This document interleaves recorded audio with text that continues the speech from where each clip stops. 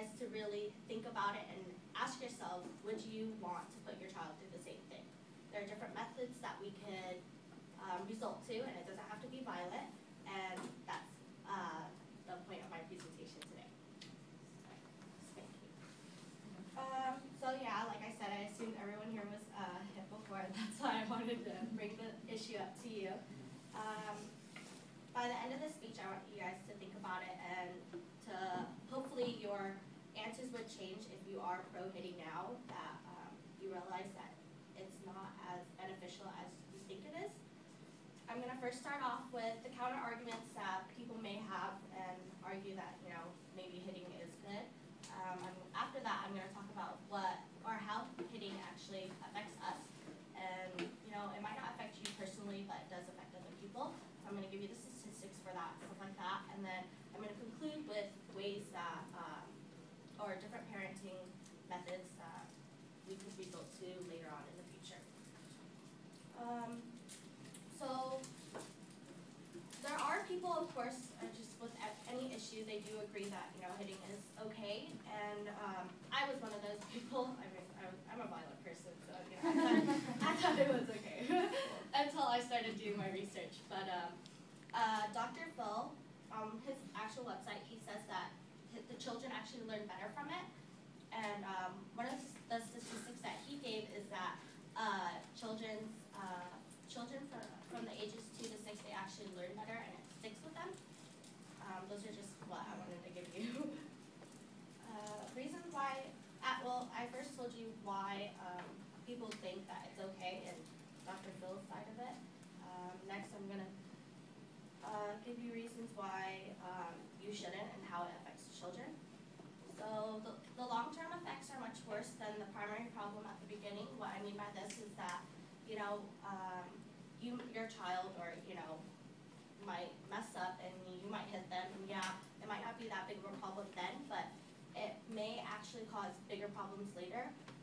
Brendan Smith from the American Psychological Association, he said that it actually can create an aggressive adult later, and that's just depending on how much you hit the child. I mean, I'm kind of a walking example of it, but you know, it just depends on the person. I'm not going to say that everyone in here is like that, but in another article by Alice Park in Times Magazine, she says that children who get hit at the ages of by the ages of 3, they tend to already be or show a little bit aggressive behavior, or they have more disciplinary problems by the age of 5. So that just goes to show like how quickly it can happen and how it can switch. And then at Columbia University, the researchers also did a different research project where, I mean, we all know the psychological effects of it. Yeah, it'll change the person, and I mean, the child could really resent the parent later.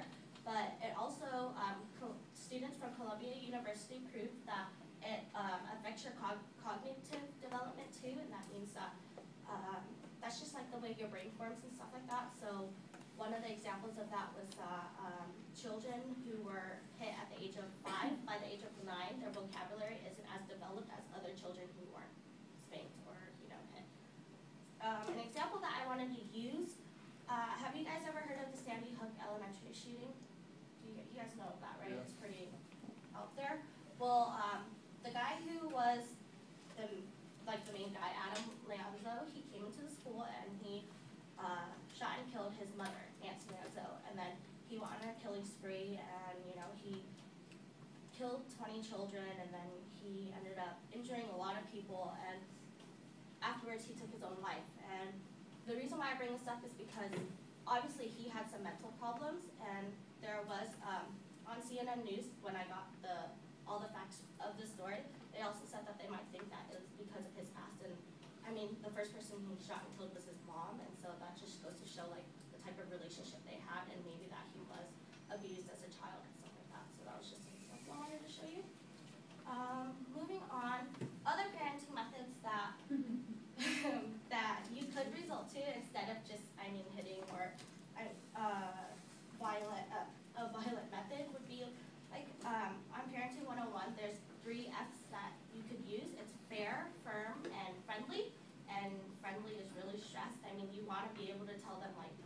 no, don't do this, but not to the point where they start to hate you and, you know, they decide that they just don't want to listen to you at all. Timeout's a really good one.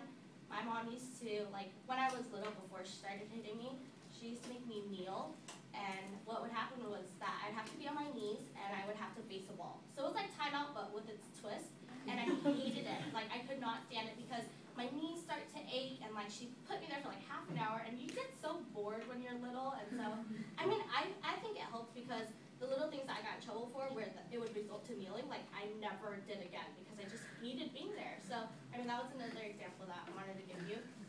And from the same article, Parenting 101, they also say teach or parent like a coach would, you know? So, you know how your coaches, yeah, you might hate them sometimes, whatever, but if you think about it, your coach never hit you, so, and you still listen to them, you look up to them, stuff like that. That's something I wanted to share. So to wrap things up, I've talked about how, or people that are for spanking, the effects that it could happen, and then other parenting methods.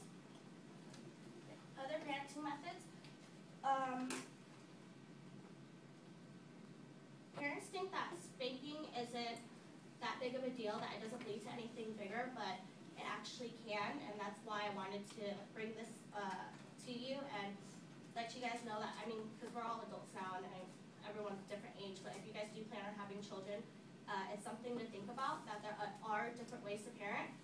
I used to get, because my mom's a single mom, so when I got hit, like every single time she hit me, I always resented her a little bit more, and that resulted to us not having a relationship at all. And then, like, it got so bad that my family had to suggest counseling for both of us. So we went to counseling, and we're okay now and stuff like that. But I mean, other people aren't as lucky as me, so I just, again, want you guys to just ask yourselves, like, would you guys want to inflict that onto your children?